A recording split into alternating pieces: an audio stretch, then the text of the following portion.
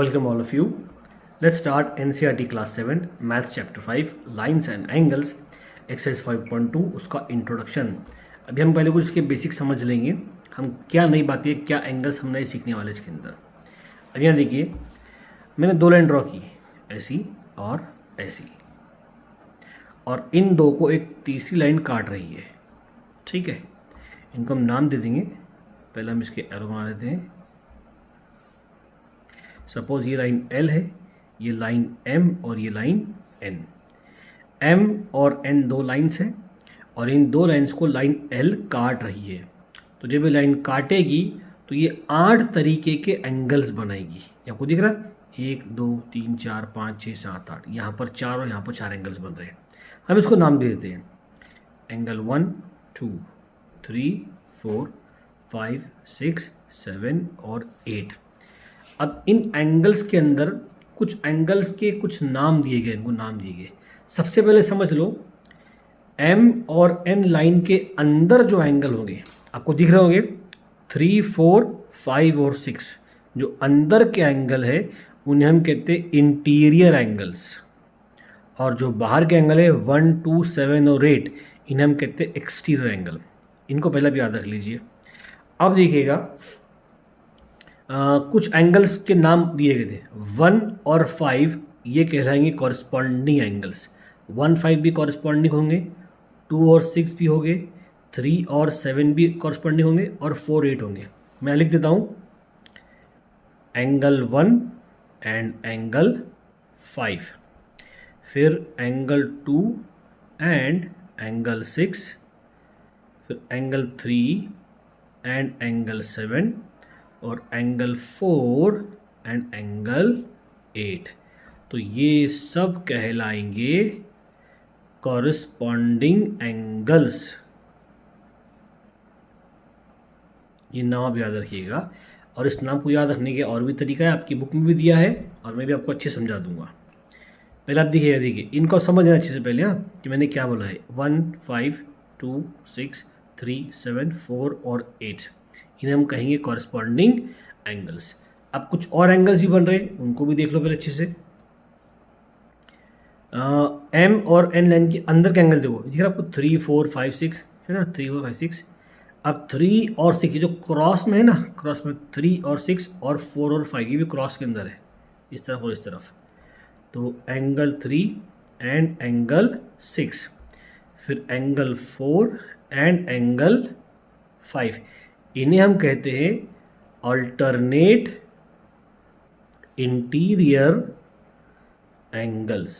ये इनके नाम है, अल्टरनेट मतलब आजू बाजू इधर उधर से, मतलब। और एक वर्ड और होता है अल्टरनेट का, एक छोड़ करके, तो ये यहाँ से उसने आगे बढ़ गया ऐसा, मतलब अल्टरनेट इंटीरियर एंगल्स। ठीक है, ये दोनों नाम दिए गए। अब ऐसे अल्टरनेट के अंदर जो बाहर वाले, तो देखो ये हमारी लाइन है, तो इस तरफ वाला क्या होगा 1 और इस तरफ वाला क्या होगा ये 8, ये बाहर वाले। तो एंगल 1 एंड एंगल 8 और एंगल 2 और एंगल 7, एंगल 2 और एंगल 7 ये कहलाएंगे alternate exterior angles. Alternate exterior angles, इनको नाम दिया गया है। ठीक है, इनके नाम को आपको याद रखना है। अब और कुछ एंगल्स बनने वाले, इसमें देखो पहले अच्छे से। अंदर के देखो, अंदर वाले 3 4 5 6, तो आपको लाइन के वन साइड देखना, इस तरफ लेफ्ट में देखो पहले कौन सा एंगल है, 3 और 5 है।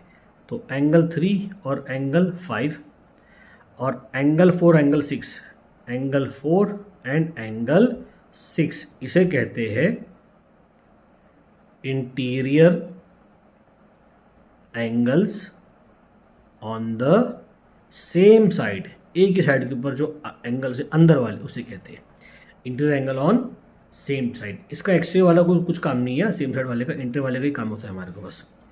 अब देखिएगा, ये तो मैंने आपको नाम बता दिया है, लेकिन अगर ध्यान देना, अगर यही लाइंस एक दूसरे को पैरेलल अगर हुई, तो इसको आप पैरेलल अज्यूम कर लो कि दोनों लाइन पैरेलल से।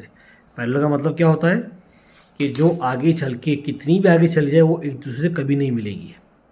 ये लाइन ये आगे यहाँ बढ़ी और ये आगे बढ़ी, ये तो यहाँ तो नहीं मिलेगी क्योंकि और दूर होती जाएंगी, लेकिन अगर यहाँ से आगे बढ़ी तो ये कहीं ना कहीं आगे तो टकराएंगे दूसरे से, इसे हम कहते हैं इंटरसेक्टिंग लाइन्स।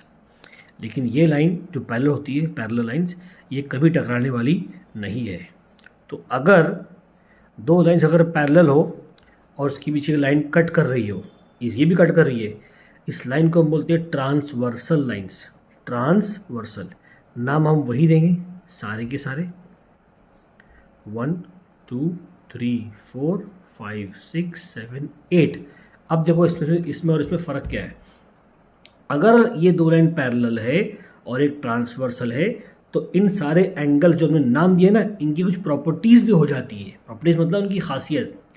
कॉरेस्पॉन्डिंग एंगल जो लिया ना मैंने 1 और 5, 2 6 3 7 4 8, ये सब आपस में इक्वल हो जाएंगे अगर लाइन पैरेलल हो तो।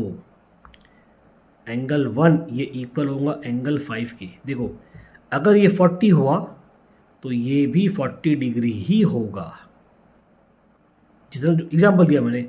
और अगर ये 100 डिग्री तो ये भी 100 डिग्री ही होगा, जो भी एग्जाम्पल बता रहा आपको मैं। यानी कॉरस्पॉन्डिंग एंगल्स आपस में इक्वल हो गए हमेशा। Angle 2 equals to angle 6, angle 3 is equals to angle 7 और एंगल 4 इक्वल होगा एंगल 8 के। ये सब आपस में क्या होते हैं, इक्वल होते हैं।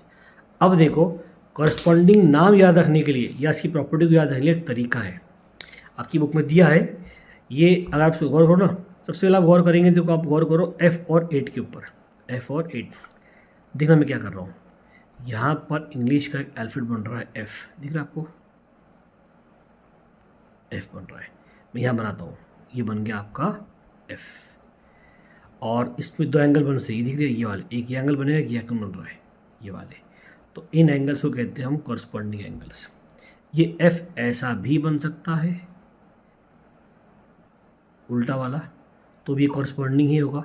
ये F ऐसा भी बन सकता है और यही F ऐसा भी बन सकता है। समझे आप, चारों तरफ बनेगा वो, बन रहा है यहाँ पर। देखो यहाँ पर तो ऐसा उल्टा बना 3 और 7, इसको उल्टा कर दो, ऐसा बना दो उसको तो 1 और 5, और ऐसा बना दो उसको तो 2 और 6, चारों मैंने बना दिया है। तो F एंगल को मैं F एंगल्स, इसको याद रखना। ये नाम एग्जाम में नहीं लिखना आपको, ये याद रखने के लिए बस ये कि F किधर दिखता है। और एंगल्स कौन से कहलाएंगे, कॉरस्पॉन्डिंग एंगल्स। इनकी प्रॉपर्टी क्या है, अगर दो लाइन पैरेलल है और एक ट्रांसवर्सल है तो उस ट्रांसवर्सल में जो कॉरस्पॉन्डिंग एंगल्स होंगे वो आपस में क्या होंगे, इक्वल होंगे। अब आगे आओ अल्टरनेट इंटीरियर एंगल्स, तो कौन से हमारे पास 3 6, एंगल 3 एंगल 6, एंगल 4 और एंगल 5, ये भी आपस में इक्वल होंगे, ये भी आपस में इक्वल होंगे। इंटीरियर वाले भी इक्वल होंगे, एक्सटीरियर वाले भी इक्वल होंगे।